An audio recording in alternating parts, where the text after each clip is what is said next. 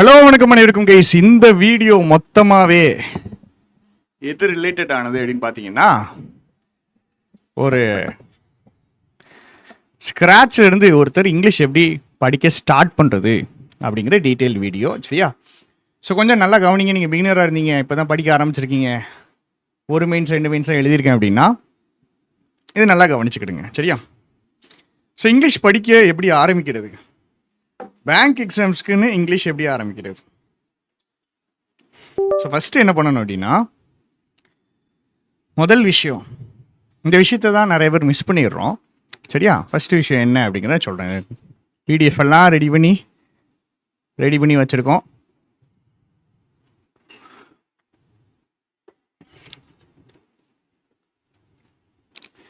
இது நம்மளுடைய கிளாஸஸுக்கான பிளேலிஸ்ட்டு. இதுக்கு நான் வாரேன். பட் ஃபஸ்ட்டு நீங்கள் என்ன பண்ணணும் அப்படின்னா, முதலில் நம்ம லெவல் என்னங்கிறத புரிஞ்சுக்கிடணும். சரியா? நம்ம லெவல் என்னது. ஃபஸ்ட்டு இங்கிலீஷ் முக்கியம் இல்லையா அப்படின்னா, இங்கிலீஷ் முக்கியம்தான். ஒரு ஸ்கோரிங் ஏரியா மாதிரி கூட இருக்குன்னு வச்சுக்கோங்களேன். உங்களுக்கு ப்ரிலிம்ஸ்லேயும் சரி மெயின்ஸ்லேயும் சரி, போன வருஷம்லாம் ரொம்ப வெயிட் அதிகமாக இருந்துச்சு. இப்போ கொஞ்சம் வெயிட் கம்மி பண்ணியிருக்காங்க, வெயிட்டேஜ். மெயின்ஸில் அதுலேயும் பிஓ மெயின்ஸ்னால் டிஸ்கிரிப்டிவ் சரி, உங்களுக்கு அதுதான் எப்படி இருக்குது அப்படின்னா ஒரு ஸ்கோர் பூஸ்ட் பண்ணுற ஒரு ஏரியாவாக இருக்குது. ஸோ இங்கிலீஷை விட்டுட்டுன்னு இல்லை, ஜென்ரலாக என்ன பண்ணுறாங்க அப்படின்னா, இந்த 3 சப்ஜெக்ட்ஸ்னால் ஏதாவது ஒரு சப்ஜெக்டை இக்னோர் பண்ணிடுறாங்க.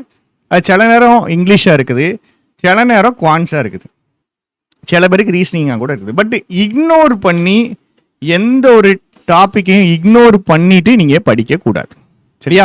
நீங்கள் படிக்க ஆரம்பிக்கும் போது ஃபஸ்ட்டு விஷயம் ஞாபகம் வச்சுக்க வேண்டியது, இங்கிலீஷ், குவான்ஸ், ரீசனிங் 3க்கும் அட்லீஸ்ட் ஈக்குவல் இம்பார்ட்டன்ஸ் கொடுக்கணும். இங்கிலீஷில் ஒரு அட்வான்டேஜ் என்னென்னா, இங்கிலீஷ்க்கு கால்குலேஷன், டயக்ராமு, லாங் ஒர்க்கிங்கா அந்த மாதிரி பெருசாக இருக்காது. ஆனால் நம்ம ரீடிங் ஸ்ட்ராங்காக இருக்கணும். சரியா? ஸோ ரீடிங்கை வச்சும் ஒரு கிராமரை வச்சுருந்தான் நம்மளுக்கு மெயினான ஒரு இது. இப்போ இங்கிலீஷை ஃபஸ்ட்டு நீங்கள் என்ன பண்ணக்கூடாதுன்னா, காத்தோட காத்தா கலந்துற அளவுக்கு அப்பப்போ தொடுறது, எப்பயாவது படிக்கிறது, லைட்டாக படிக்கிறதுன்னு இருக்கக்கூடாது. புரியுதா? ஸோ இங்கிலீஷுக்கு கொஞ்சம் அதிக இம்பார்ட்டன்ஸ் தான் கொடுக்க வேண்டாங்க. மற்றதுக்கு எப்படி கொடுக்குவீங்களோ அந்த இம்பார்ட்டன்ஸ் கொடுத்தா போதும். இது நம்ம இங்கிலீஷ்க்கு இருக்கக்கூடிய மார்க். சரியா? ஃபஸ்ட்டு ஞாபகம் வச்சுக்க வேண்டியது, இங்கிலீஷு படிக்கணும். சரியா? முதல் பாயிண்ட் அதுதான். இங்கிலீஷை இக்னோர் பண்ணக்கூடாது, இங்கிலீஷை படிக்கணும். ஏன்னா அதை விட்டுட்டு மீதி சப்ஜெக்ட் வச்சு நான் பாஸ் ஆயிடுவேன் அப்படிங்கிற ஒரு மைண்ட் செட்டில் நிறைய பேர் இருப்பாங்க. தம்பி, அதே செட் ஆகாது. மெஜாரிட்டி ஆஃப் பீப்புளுக்கு அதே செட் ஆகவே ஆகாது. சரியா? ஸோ ஃபஸ்ட்டு இங்கிலீஷ் படிக்கணும். ஓகே, இங்கிலீஷ் நான் படிக்கணும், அந்த முடிவுக்கு வந்துட்டேன். அடுத்த முடிவு என்ன அப்படின்னா, இதுதான். இது மற்ற சப்ஜெக்ட்டுக்கு எப்படி இருக்குன்னு தெரியல, பட் இங்கிலீஷ்க்கு தெளிவாக துண்டா காமிச்சிடும். என்ன அப்படின்னா, எல்லாரும் ஒரே இடத்துல இருந்து ஆரம்பிக்கல. இப்போ நீங்கள் பேங்க் எக்ஸாம் படிக்க வரீங்க சார், நான் படிக்க 2 மாதம் தான் ஆகுது சார். என் பக்கத்தில் ஒருத்தர் இருக்கான் பார்த்துக்குங்க, அவனும் படிக்க 2 மாதம் தான் ஆகுது. அவன் இங்கிலீஷில் 20 போடுறான், எனக்கு 5 தான் வருது. 3வது ஒருத்தர் இருக்கான் சார், அவன் பார்த்தீங்கன்னா 3 பேர் இருக்காங்கன்னு வச்சுக்கோங்க. இவங்களுக்கு 2 months, பிக்கு 2 months, சிக்கு 2 months. சி பார்த்தீங்கன்னா 10 மார்க் எடுப்பான், பி 20 மார்க் கூட எடுப்பான், ஏ 2 மார்க் தான் எடுப்பான். அவனுக்குலாம் வருது சார், எனக்கு வர மாட்டேங்குது சார். அவன்கிட்ட போய் கேட்டா, நான் அப்படியே தோன்றதை போடுவேன்டா அப்படின்னு சொல்கிறான் சார். எப்படி தான் நான் இம்ப்ரூவ் பண்ணுறது அப்படின்னு பார்க்கும்போது இதுதான் நீங்கள் ஃபஸ்ட்டு அண்டர்ஸ்டாண்ட் பண்ணிக்கணும். இதுதான் நிறைய பேருக்கு இருக்கிற பிரச்சனை. எல்லோரும் ஒரே இடத்துல இருந்து ஸ்டார்ட் பண்ணுறது கிடையாது. சில பேர் நீங்கள் தமிழ் மீடியமாக இருப்பீங்க, ஜென்ரலாக நான் பிரிக்கிறது, தமிழ் மீடியமாக இருப்பீங்க. சில பேர் மெட்ரிகுலேஷன் இங்கிலீஷ் மீடியமாக இருப்பீங்க. அது நார்மல் இங்கிலீஷ் மீடியம். இந்த இங்கிலீஷ் மீடியம் என்ன தெரியுமா, பேருக்கு இங்கிலீஷ் மீடியமாக இருக்கும். பேருக்கு இங்கே ஸ்டாஃபு தமிழில் தான் பேசுவாங்க, ஸ்டூடெண்ட்ஸும் தமிழில் தான் பேசுவாங்க, ஆனால் இங்கிலீஷ் மீடியம். இது என்னது, நம்மளுடைய மெஜாரிட்டி ஸ்கூல்ஸு இப்படி தான் இருக்குது. 3வது convent English medium, CBSE. So இவங்க என்ன பண்ணுவாங்க, ஃபுல் அண்ட் ஃபுல் ஸ்டாஃப் இங்கிலீஷில் பேசியிருப்பாங்க, ஸ்டூடெண்ட்ஸும் இங்கிலீஷில் பேசியிருப்பாங்க. இப்போ இவங்களுக்கு டக்குன்னு ஸ்கோர் வர்ற மாதிரி இருக்கும். யாருக்கு? இந்த சிபிஎஸ்சி ஸ்டூடெண்ட்ஸ்க்கு. அப்போ 3க்கு டிஃப்ரென்ஸ் இருக்குது. தமிழ் மீடியத்தில் இங்கிலீஷ் பார்த்ததே கிடையாது, மெட்ரிகுலேஷன் இங்கிலீஷ் மீடியத்தில் ஓரளவுக்கு பார்த்துருப்போம், கான்வென்ட் இங்கிலீஷ் மீடியம் நிறைய பார்த்துருப்பாங்க. டிஃப்ரென்ஸ் இருக்கும். அப்போ 3 பேரும் ஒரே இடத்துல ஸ்டார்ட் பண்றது கிடையாது. ஃபர்ஸ்ட் நீங்க அதான் புரிஞ்சுக்கிடணும். சரிங்களா? நீங்க எந்த கேட்டகரி இதுல அப்படிங்கிறத ஃபர்ஸ்ட் அண்டர்ஸ்டாண்ட் பண்ணிக்கிடுங்க. இது ஒரு மொழிமா, இங்கிலீஷ்ங்கிறது ஒரு மொழிங்கும் போது அந்த மொழி எவ்வளவு தூரம் பார்க்கமோ எழுதுறோமோ வாசிக்கிறோமோ அந்த அளவுக்கு வரும். இப்போ இவங்க வந்துட்டு அதிகமாக ரீட் பண்ணியிருப்பாங்க. சரியா? நிறைய இங்கிலீஷ் ரீட் பண்ணியிருப்பாங்க, நிறைய இங்கிலீஷ் பேசியிருப்பாங்க. இந்த 3வது குரூப் இருக்கான் பார்த்தீங்களா, நிறைய நம்மளை கம்பேர் பண்ணுவது, நம்ம இங்கிலீஷ் பேசியிருக்கவே மாட்டோம், அவங்க பேசியிருப்பாங்க. இப்போ நம்ம ஸ்போக்கன் இங்கிலீஷ் கிளாஸஸ்லாம் நம்ம போடுவோம், அதெல்லாம் அடுத்தடுத்து வருது. சரியா? வேணா நீங்கள் யூஸ் பண்ணிக்கலாம். ஸோ அந்த சிபிஎஸ்சி கான்வென்ட் இருக்கிறவங்க நிறையா பேசியிருப்பாங்க, வாசிச்சிருப்பாங்க. இவங்க பார்த்தீங்கன்னா கொஞ்சம் வாசிச்சிருப்பாங்க, ஓரளவுக்கு. ஏன்னா புக்ஸ் எல்லாம் இங்கிலீஷில் தான் இருக்கும், கொஞ்சம் வாசிச்சிருப்பாங்க. இவங்க வந்துட்டு பார்த்தீங்கன்னா ரீடிங்கும் இருந்திருக்காது, ரொம்ப கம்மியாக இருந்திருக்கும், நெக்லிஜிபிள், பேசியிருக்கவும் மாட்டாங்க. அப்போ வித்தியாசம் இருக்குதானங்க செய்யும். ஒரு மொழியை நீங்கள் வாசிச்சிங்கனாலோ பேசுனீங்கனாலோ மொழி வசதியாகும். அந்த மொழியை வாசிக்கவும் இல்லை பேசவும் இல்லைன்னா அந்த மொழி எப்படி வசதியாகும்? கஷ்டமாக தான் இருக்கும், டிஃபிகல்ட்டாக தான் இருக்கும். ஸோ நம்ம எந்த லெவலில் இருக்கோம், நம்ம எந்த கேட்டகரியில் இருக்கோம்னு புரிஞ்சுக்கிடணும். அதுக்கு ஏற்ற மாதிரி படிக்கணும். சரியா? நீங்கள் தமிழ் மீடியம் எடுத்தீங்கன்னு வச்சுக்கோங்க, முதல்ல கிராமர் கான்செப்டை தான் படிக்கணும். முதல்ல உங்களுக்கு கிராமர் பில்ட் ஆகணும். உங்களுக்கு எது வராது அப்படின்னா ரீடிங் ஸ்பீடு வராது. ஆரம்ப கட்டத்தில் உங்களுக்கு ரீடிங் ஸ்பீடு வரவே வராது, பயங்கர போராட்டமாக இருக்கும். புரிஞ்சுக்கிடுங்க இந்த விஷயம், இந்த டிஃபரன்ஷியேஷன் ரொம்ப ரொம்ப முக்கியம். நீங்கள் மெட்ரிகுலேஷன் இங்கிலீஷ் மீடியமாக இருக்கீங்கன்னா உங்களுக்கு எதுலேருந்து மார்க் வருதுன்னு உங்களுக்கே தெரியாது, ஆனால் கொஞ்சம் மார்க் வரும். சரிங்களா? நீங்களும் என்ன பண்ணணும்னா ஒரு ஸ்ட்ரக்சர்டாக கிராமர்ல இருந்து படிக்கணும். உங்களுக்கு ரீடிங் ஓரளவுக்கு வரும், ஓரளவுக்கு வரும், கம்ப்ளீட்டாக வராது. இங்கே பாருங்க, சொல்றதுக்கு நல்லா இருக்குன்னு நம்ம ஆட்கள் போடுவானுங்க, சொல்றதுக்கு நல்லா இருக்கு அப்படின்னு போடுவாங்க. இவங்களுக்கு வந்து ரீடிங் வந்துட்டு வெரி வெரி புவர்ல இருந்துச்சுன்னா இவங்களுக்கு வெரி புவர்ல இருக்கும் ரீடிங். கிராமர் 2 பேருக்குமே என்னது பேடு தான். கிராமர் 2 பேருக்குமே பேடு தான். இப்போ மெட்ரிகுலேஷனில் இங்கிலீஷ் இருக்கா பார்த்தீங்களா, இவனுக்கு வந்துட்டு ஒரு ப்ரிலிம்ஸ் டெஸ்ட்டில் ஒரு 10 மார்க் வரும். எக்ஸாம்பிளுக்கு அப்ராக்சிமேட்டாக சொல்கிறேன். தமிழ் மீடியனுக்கு மார்க்கே வராது, இவனுக்கு 2 மார்க் 5 மார்க் வரும்னு வச்சுங்களேன். இவனுக்கு மார்க்கே வராது, இவனுக்கு 10 மார்க் வரும். இவனுக்கு வர 10 மார்க்கும் இவன் பண்ண இந்த ஓரளவு ரீடிங்ல இருந்து வரும், கிராமர்ல இருந்து வராது. 3வது கான்வென்ட்ல இருக்கான் பார்த்தீங்களா, இவன் 20 மார்க் எடுப்பான். இவன் 20 மார்க் எடுக்கிறதும் எதை வச்சு தான் எடுப்பான்னா ரீடிங் வச்சு தான் எடுப்பான். இவனுக்கு கிராமர் வராது. சரியா? கிராமர் படிக்கணுமா படிக்க வேண்டாமான்றது இன்னொரு கதை. எஸ்பிபிஓ பிலிம்ஸ் எழுதுனவங்களுக்கு தெரியும்.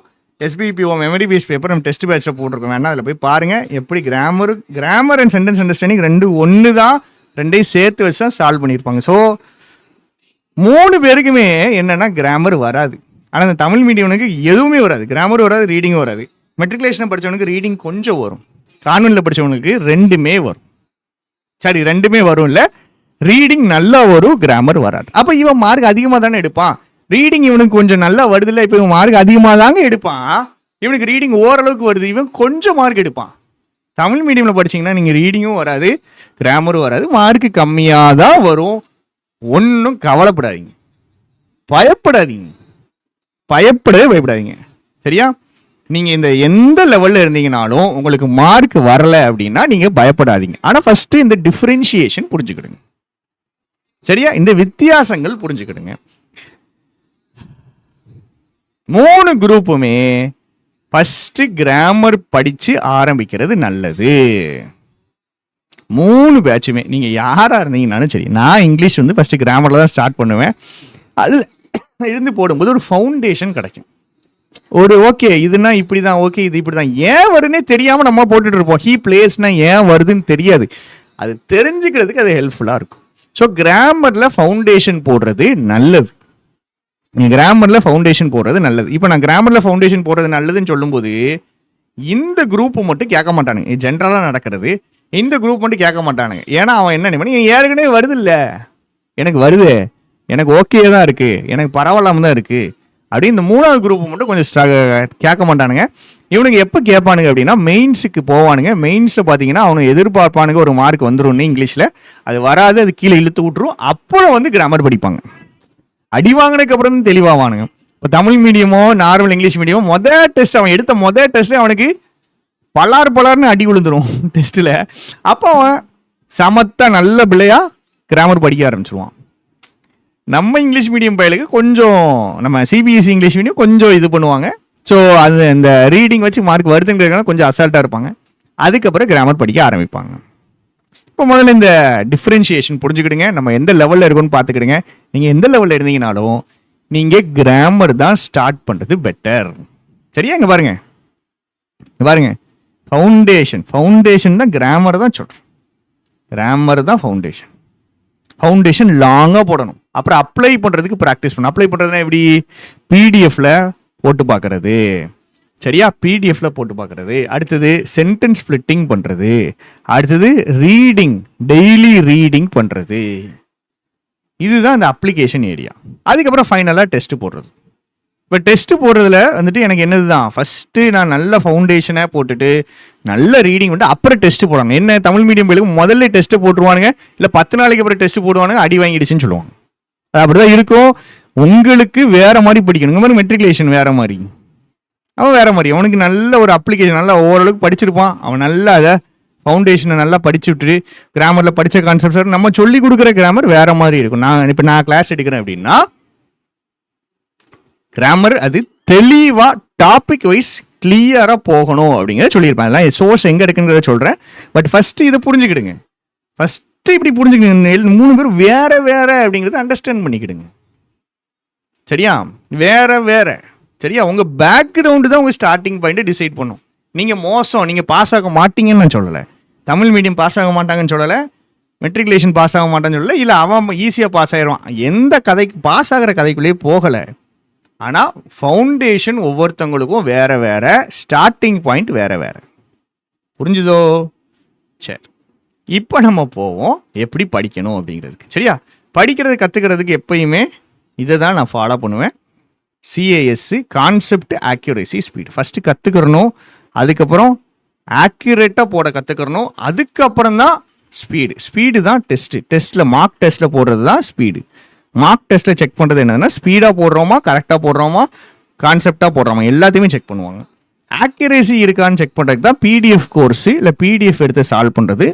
அது ஆக்யூரேசி செக் பண்ணலாம் ஃபஸ்ட்டு. ஆனால் கான்செப்டுக்கு தான் யூ நீட் வீடியோஸு, கண்டென்ட்டு, இதெல்லாம் வச்சு ஃபஸ்ட்டு கற்றுக்கிட்டதுக்கப்புறம் பிடிஎஃப்ல ப்ராக்டிஸ் பண்ணணும், அதுக்கப்புறம் டெஸ்ட்டில் ப்ராக்டிஸ் பண்ணணும். எந்த டாபிக்னாலும் எந்த கான்செப்ட்னாலும் இப்படி தான்.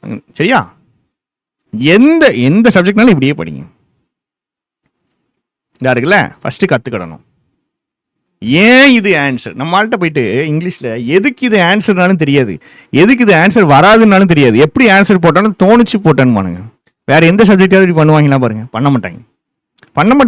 அந்த தோணுச்சு போட்டேன்னு சொல்கிறான் பார்த்தீங்களா, அவனுக்கு ப்ரிலிம்ஸில் பிரச்சனை இருக்காது, அவனை மெயின்ஸில் லாக் பண்ணிடுவானுங்க, அடிச்சு பிடிச்சி கவுத்திடுவானுங்க. ஸோ அவங்க கொஞ்சம் அவங்களுக்கு இருக்கிறது ஈஸிங்க. அந்த சிபிஎஸ்சி இருக்கிறவங்க பார்த்தீங்களா, அவனுக்கு இருக்கிறது ஈஸி. அவங்க கிராமர் படித்து அழகாக மேலே போயிடலாம். ஆனால் படிக்க மாட்டானுங்க. இது நான் பார்த்தது. நீங்கள் படிச்சீங்கன்னா ரொம்ப சந்தோஷம், எனக்கு சந்தோஷம் தான். பட் ரியாலிட்டி இதுதான். சரி, கான்செப்ட் இருக்கு, ஆக்யூரேசி இருக்கு, ஸ்பீடு இருக்கு. சரியா? பிகினர்ஸ் பண்ற மிகப்பெரிய மிஸ்டேக் இதுதான். பின்னாடி இருந்து போறது, டெஸ்ட் போடுறது. முதல்ல எடுத்தோடனே டெஸ்ட். எதுக்குடா டெஸ்ட்? டெஸ்ட்னா என்ன அர்த்தம் தெரியுமாடா? டெஸ்ட்னா செக் பண்றதுன்னு அர்த்தம். எதை செக் பண்றீங்க? கத்துக்கிட்டது தானே செக் பண்ண முடியும். அதுக்கு முதல்ல கத்துக்கணும். கத்துக்கிட்டதுக்கு அப்புறம் நம்ம செக் பண்ணவே முடியும். நான் கத்துக்கவே இல்லை, கத்துக்க மாட்டேன்னா என்னத்தை செக் பண்றது? பின்னாடி போடுறது. Concept accuracy speed. முதல்ல டெஸ்ட் போடுறது, முதல்ல ஸ்பீடு வரணுங்கிறது, முதல்ல வந்துட்டு என்னது ஆக்யூரேசியும் வந்துடணுங்கிறது. ஆக்யூரேசி ஸ்பீடு முதல்ல வராது. முதல்ல கான்செப்ட் தான் வரணும், அதுக்கப்புறம் ஆக்யூரேசி வரணும், அதுக்கப்புறம் ஸ்பீடு வரணும். பாருங்க, 28 கொஸ்டின் போட்டு 14 தப்பு வாங்குறது எதுக்குடா? எதுக்கு இப்படி பண்ணக்கூடாதுல்ல? இது வந்து இப்படி உங்களுக்கு வருதுன்னு வச்சுக்கோங்களேன். இந்த மாதிரி காமெடி இங்கிலீஷில் மட்டும்தான் வரும். இந்த காமெடிலாம் மற்ற சப்ஜெக்ட்ல நடக்காது. இங்கிலீஷில் மட்டும் வரும். 25 போடுவோம், 10 தப்பாயிரும். எதுக்கு 25 போட்டு? ஒழுங்கா 20 போடலாம்ல, ஒழுங்கா 17 போடலாம்ல. அப்போ இந்த விஷயங்கள் தவறு. இதை வந்துட்டு மிஸ்டேக் விடுவோம் நம்ம. பிகினர்ஸாக இருக்கும்போது டக்கு டக்கு டக்குன்னு டெஸ்ட்டுக்கு போடுவோம். இங்கிலீஷ்ல தான் பார்த்தீங்கன்னா என்கிட்ட பிகினர்லேருந்து படிச்சிருந்தீங்க, இல்லை ஆஃப்லைன் கிளாஸில் பிகினர்ஸ்க்கு சில நேரம் எடுப்போம். அப்படி எடுக்கும்போது முதல் 4 மாதத்துக்கு உனக்கு கொஸ்டின் பக்கமே கூட்டு போக மாட்டேன். 4 மாதத்துக்கு 4 monthsக்கு உங்களுக்கு எந்த கொஸ்டின் பக்கமும் போக மாட்டோம். நம்ம கற்றுப்போம். அதுக்கப்புறம் தான் டெஸ்ட்டு ஸ்லோவாக போட ஆரம்பிப்போம். அதுக்கப்புறம் தான் ஃபுல் டெஸ்ட்டு போடுவோம். கான்செப்ட் அப்படிங்கிறத மிஸ் பண்ணிடக்கூடாது. சரியா? அதாவது ஒரு எக்ஸாம்பிள், ஃபர்ஸ்ட் கான்செப்டை படிக்கணும், அப்புறம் 20 கொஸ்டின் டைமர் இல்லாமல் போடணும், அப்புறம் அதே கொஸ்டின் வந்துட்டு டைமர் வச்சு போடணும். டைமர் வச்சு போடும்போது தான் ஸ்பீடு வரும், டைமர் இல்லாமல் போடும்போது தான் ஆக்யூரசி வரும், கற்றுக்கும் போது தான் கான்செப்ட் வரும். எவ்வளோ பேர் படிக்கிறாங்கன்னா எல்லாரும் படிக்காங்க. நம்ம எப்படி படிக்கிறதுல நம்மளுக்கு செட் ஆகி வரும். பேங்க் எக்ஸாமில் மனப்பாடம் பண்ணுறதுங்கிறது வெரி வெரி லோ. பேங்க் எக்ஸாம்ஸை பொறுத்த வரைக்கும் மெமரைசேஷன் அவங்க எக்ஸ்பெக்ட் பண்ணலை. அவங்க என்ன எக்ஸ்பெக்ட் பண்ணுறாங்கன்னா, தே வாண்ட் யூ அண்டர்ஸ்டாண்ட், புரிஞ்சுக்கணும்னு நினைக்கிறாங்க. புரிஞ்சுக்கணும் அப்படின்னு நினைக்கிறாங்க. சரியா? கான்செப்ட் பில்ட் ஆகணும் அப்படின்னு நினைக்கிறாங்க. இதை தான் அவங்க எக்ஸ்பெக்ட் பண்ணுறாங்க. இதை தான் எக்ஸ்பெக்ட் பண்ணுறாங்க. அப்படிங்கும்போது போட்டு மனப்பாடம் அடிக்கிறீங்க, புரிஞ்சிக்க பாருங்க, யோசிக்க பாருங்க. ஒரு ஸ்டாஃப் சூஸ் பண்ணுறீங்க, ஒரு கிளாஸ் பார்க்குறீங்க அப்படின்னா அவங்க நம்மளை யோசிக்க வைக்கிறாங்களான்னு பாருங்க. அவன் நம்மளுக்கு மனப்பாடம் பண்ண வைக்கிறானா யோசிக்க வைக்கிறான்னு பாருங்கங்க. ரூல்ஸால் படிக்காதீங்க.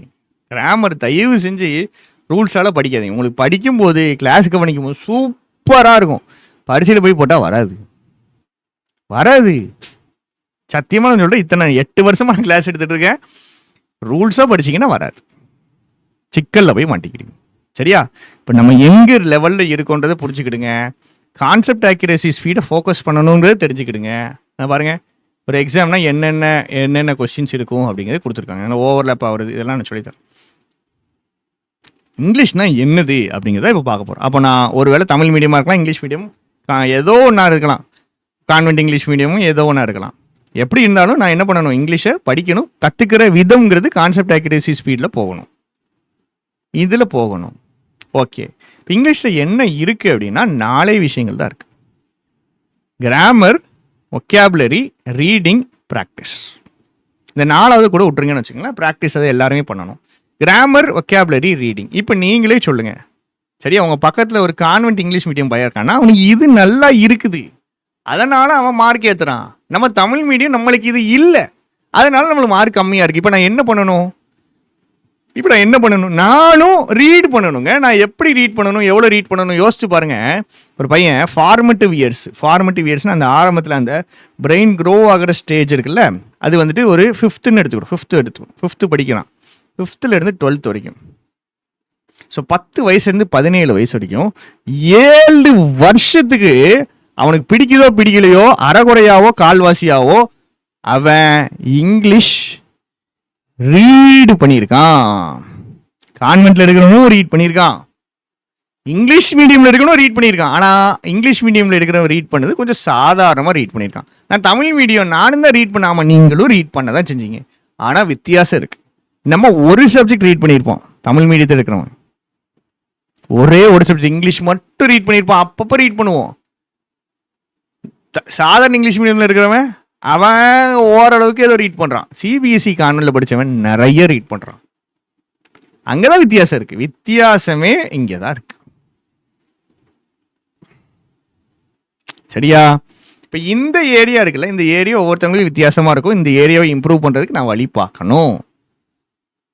எவ்வளோ ரீட் பண்ணணும் சார்? டைம் கிடைக்கும் போதெல்லாம் ரீட் பண்ணணும் சார். எத்தனை நாளைக்கு ரீட் பண்ணுறோம்? பாஸ் பண்ணுற வரைக்கும் ரீட் பண்ணணும்.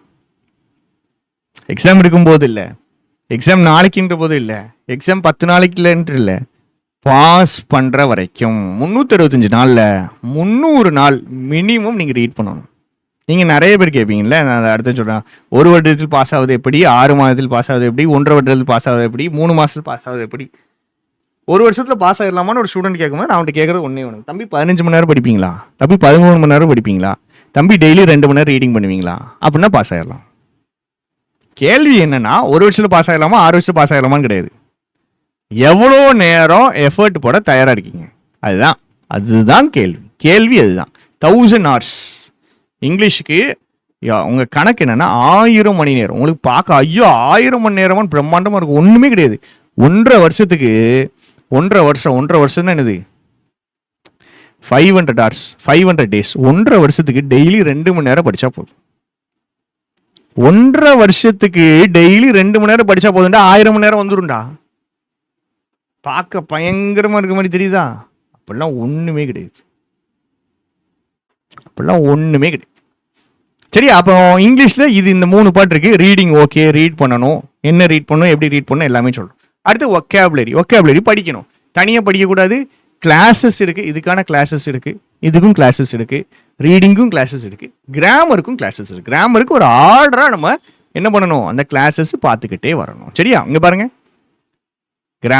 கிராமருக்கு இதை ஸ்கேன் பண்ணீங்க அப்படின்னா உங்களுக்கு என்ன வந்துடும், நம்ம கிராமர் பிளேலிஸ்ட் ஓப்பன் ஆயிரும். என்னது கிராமர் பிளேலிஸ்ட்? இது யூடியூப்ல இருக்கிறது தான். கிராமர் பிளேலிஸ்ட் ஓப்பன் ஆயிரும். இது எங்க சார், எங்க சார் இருக்கு யூடியூப்ல, எடுத்து கொஞ்சம் காமிச்சிருங்களேன் அப்படின்னா அந்த எடுத்து காமிப்பாருங்க உங்களுக்கு. கிராமர் பிளேலிஸ்ட் எடுத்து காமிக்க இந்த இருக்கு பாருங்க, கம்ப்ளீட் கிராமர் பேசிக்ஸ்.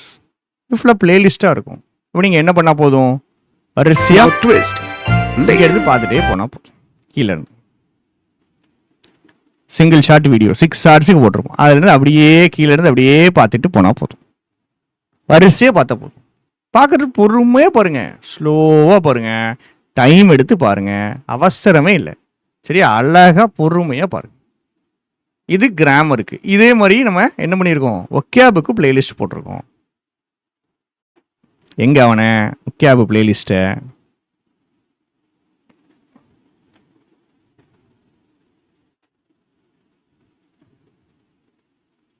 இதா இருக்கு. இது எடிட்டோரியல் பிளேலிஸ்ட்டு. சரியா? எடிட்டோரியல் எதுக்கு, ரீடிங்க்கு. சரியா? ரீடிங்க்கு. ஒக்காபு பிளேலிஸ்ட் எங்க போட்டிருக்கோம், ஒக்காபு பிளேலிஸ்ட்டை எங்கடா, ஒக்காபு பிளேலிஸ்ட்டை எங்க,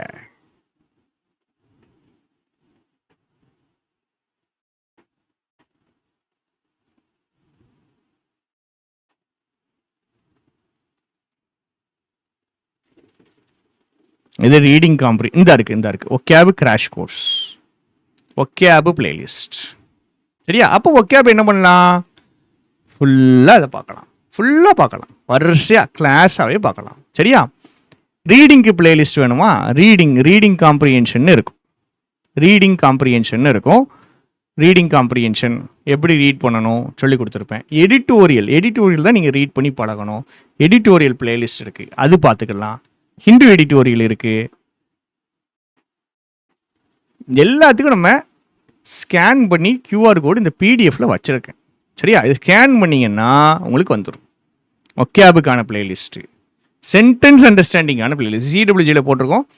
இது உங்களுக்கு ஹெல்ப்ஃபுல்லாக தான் இருக்கும். எடிட்டோரியலுக்கான பிளேலிஸ்ட்.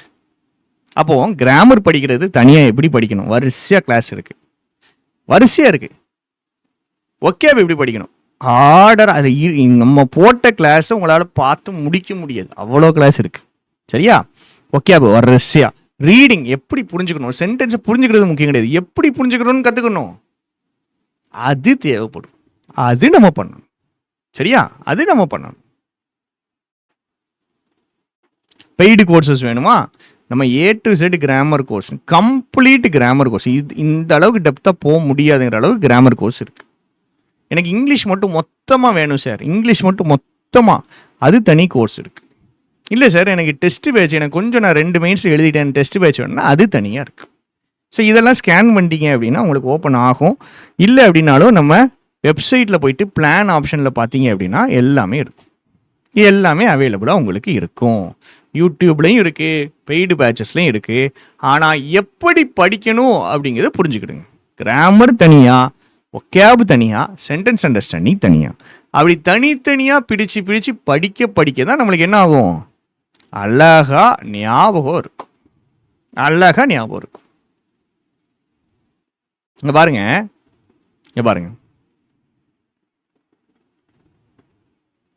அப்போ கான்செப்ட், அக்யூரசி, ஸ்பீடுன்னு தெரியணும். கிராமர் ஒகேப் ரீடிங்கிறதும் தெரியணும். யார் யாருக்கு எவ்வளோ மார்க் கொடுத்துருக்காங்கன்னு பாருங்கள். எவ்வளோ மார்க் ஜென்ரலாக வரக்கூடிய மார்க் பாருங்கள். ரீடிங் காம்ப்ரிஹென்ஷனில் ஒன்லி ரீடிங் தான், ஒன்லி ரீடிங் தான். பிரச்சனை என்னென்னா கஷ்டமான சென்டென்ஸ் வந்து சென்டென்ஸ் ஃபிட்டிங் பண்ணுற மாதிரி இருக்கும். சென்டென்ஸ் ஃபிட்டிங்னா என்ன சார்? கிராமரை எப்படி அப்ளை பண்ணணும்னு கற்றுக்கிறது. க்ளோஸ் டெஸ்ட்டு பாருங்கள். ரீடிங்கும் ஒகேபும். பேராஜம்பிள் என்னது? கிராமரும் வேணும், ரீடிங்கும் வேணும், ஒகேபும் வேணும். எரர் ஸ்பாட்டிங்கில் கிராமர் மெயினாக வேணும். சென்டென்ஸ் இம்ப்ரூவ்மெண்ட்டில் கிராமர் வேணும். இங்கே ஃபில்லர்ஸ்னால் ரீடிங் ஒகேபு, இங்கே கிராமர், இங்கே கிராமர். அப்போ பாருங்களேன், சுற்றி இதை மட்டும்தான் வச்சு நான் அப்ளை பண்ணுவேன், இது மட்டும்தான் எனக்கு போதும், கிராமர் மட்டும் போதும், ஒகேப் வேண்டாம், ரீடிங் மட்டும் போதும், கிராமர் வேண்டான்னு பண்ண முடியாது. அப்படின்னா உங்களுக்கு அதுக்கான மார்க் தான் வரும். கிராமர் மட்டும் படிக்கிறீங்கன்னா கிராமருக்கான மார்க் மட்டும் தான் வரும். ரீடிங் மட்டும் படிங்கன்னா ரீடிங்கான மார்க் தான் வரும், கிராமர் மார்க் வராது. க்ளோஸ் டெஸ்ட் எனக்கு இம்ப்ரூவ் ஆகும். நிறைய பேருக்கு எனக்கு க்ளோஸ் டெஸ்ட் இம்ப்ரூவ் ஆகும். எப்படி சார் இம்ப்ரூவ் பண்ணுறது? க்ளோஸ் டெஸ்ட் ப்ராக்டிஸ் பண்ணிட்டே தான் வந்துருமா? அப்படிலாம் வரவே வராதுங்க. க்ளோஸ் டெஸ்ட்டுக்கு என்ன தெரியுமாங்க பண்ணணும்? நிறைய ஒகேபு படிக்கணுங்க. அப்புறம் கிராமரை ஸ்ட்ராங் பண்ணணுங்க. இது ரெண்டு ஸ்ட்ராங் பண்ணிட்டு அடிஷ்னலாக சென்டென்ஸ் ஒரு சென்டென்ஸ் எப்படி புரிஞ்சுக்கிறேன், புரியுதல்ல என்ன தப்பு இருக்குன்றதையும் பார்க்கணும். இதை பண்ணுங்க, க்ளோஸ் டெஸ்ட் இம்ப்ரூவ் ஆயிரும். நீங்கள் ஃபவுண்டேஷனை சரி பண்ணணும். நம்ம ஆளுக்கு எரர் வராது சார், எரர் வராது. 120 ரூல் படித்தா 150 ரூல் இல்லை, 1000 ரூல் படிச்சிங்கனாலும் வராது. கான்செப்டாக கிராமரை கற்றுக்கோங்க, வந்துடும். அப்போது நீங்கள் ப்ராக்டிஸ் பண்ண சரியாகும் அப்படிங்கிறது ஃபைனல் ஸ்டெப்பு. ஃபஸ்ட்டு நீங்கள் ஒரு டாப்பிக்கை சரி பண்ணணும், ஒரு சப்ஜெக்டை சரி பண்ணணும்னா பேசிக்கில் இருந்து போகணும், கான்செப்டில் இருந்து பில்ட் ஆகிட்டு போகணும்.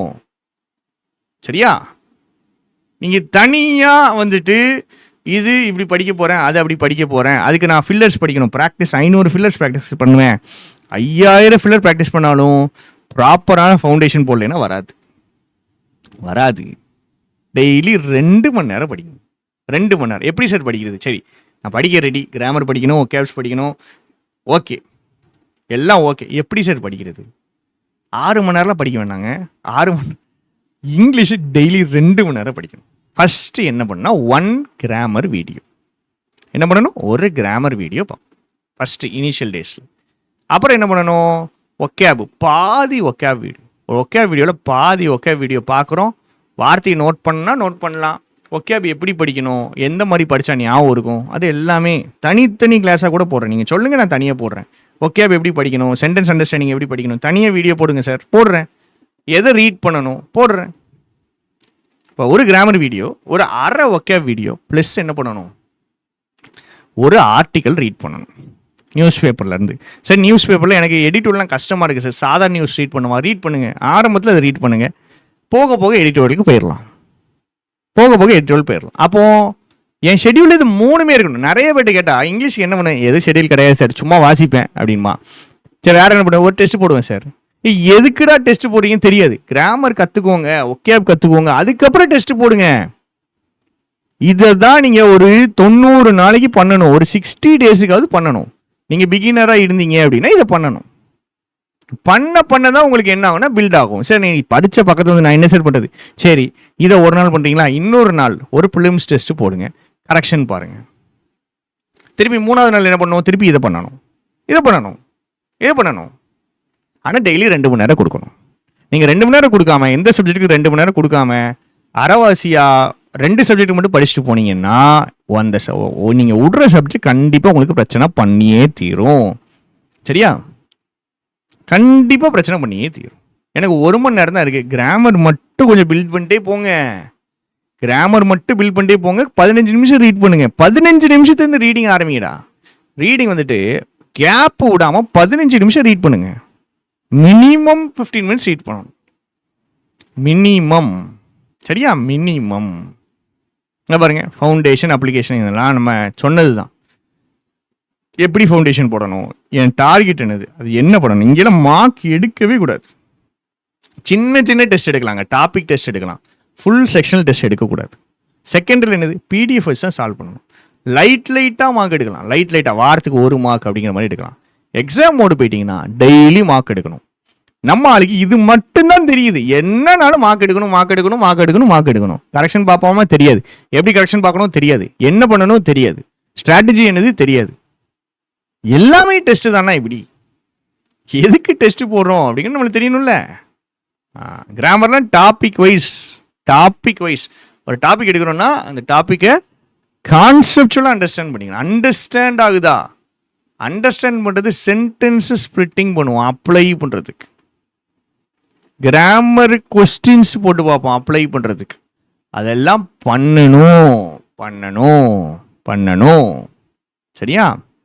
ஓகே. அது இங்கே பாருங்கள், இதை நான் ஏற்கனவே சொல்லி கொடுத்துருக்கேன். ஒரு கிராஃப், ரிவிஷன் கிராஃப். இங்கே பாருங்கள், ஒகேபு ரிவைஸ் பண்ணலைன்னா மறந்துக்கிட்டே தான் இருக்கும். இங்கே பாருங்கள், இந்த பாயிண்ட்டை நான் ரிவைஸ் பண்ணுறேன், ஆனால் திருப்பி ஞாபகம் வருது. திருப்பி இந்த பாயிண்ட்டில் ரிவைஸ் பண்ணும். ஃபஸ்ட் டே ரிவைஸ் பண்ணும், 3rd day, 7th day and 21st day. 21st டேக்கு அப்புறம் நல்லா ஞாபகம் இருக்கும். ரிவைஸ் பண்ணாமல் விட்டா எங்கே இருக்குது பாருங்கள், இங்கே இருக்குது. ரிவைஸ் பண்ணால் இங்கே இருக்குது. அப்போது மல்டிப்புள் ரிவிஷன்ஸ் பண்ணணும். இது நம்ம கிளாஸை நான் பண்ணுவேன்.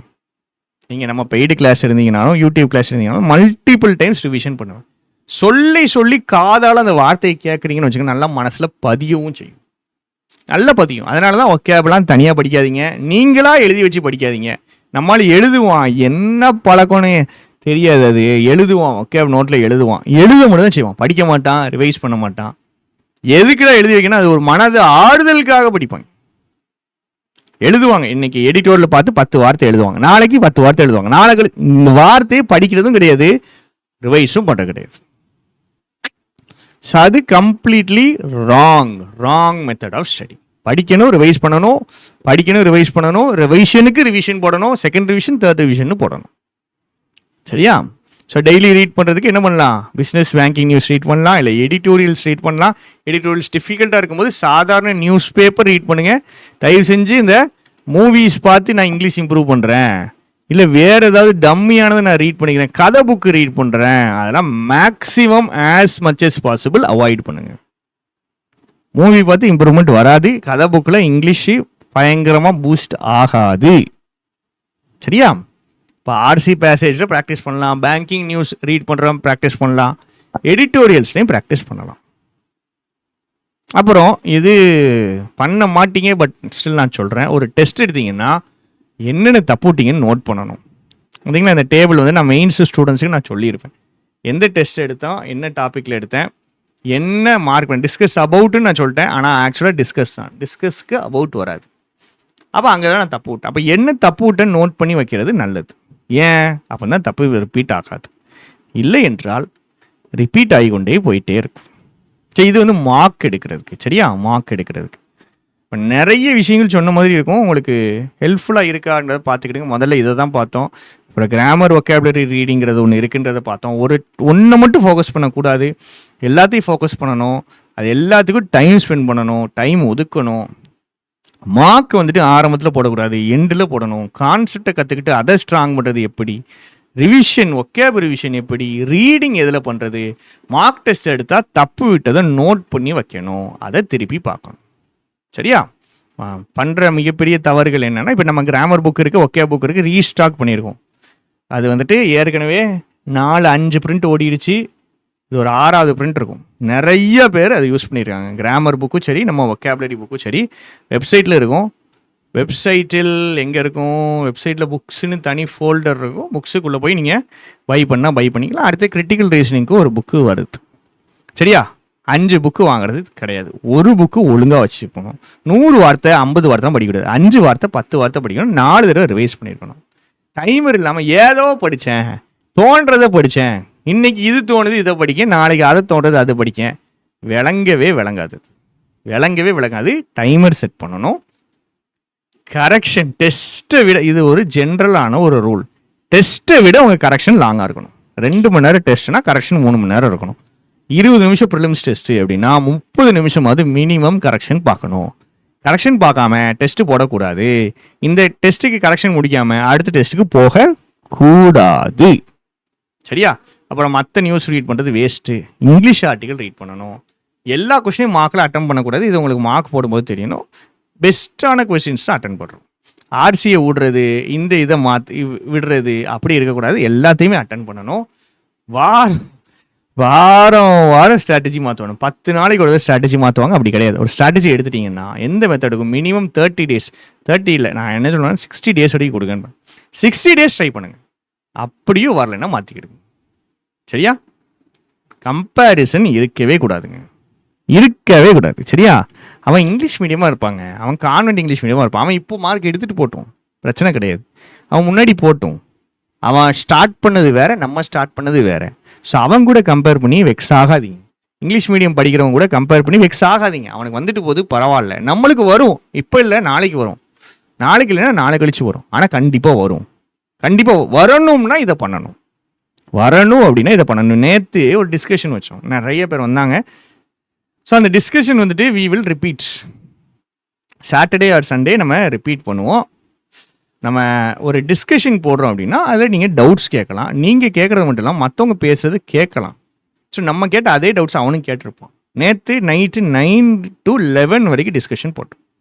டெலிகிராமில் டிஸ்கஷன் போட்டோம். அந்த டிஸ்கஷனுடைய ஆடியோ நான் குரூப்பில் போட்டு விட்டுறேன், பாருங்கள். இந்த பிடிஎஃப்பையும் போட்டு விடுங்க, பாரு.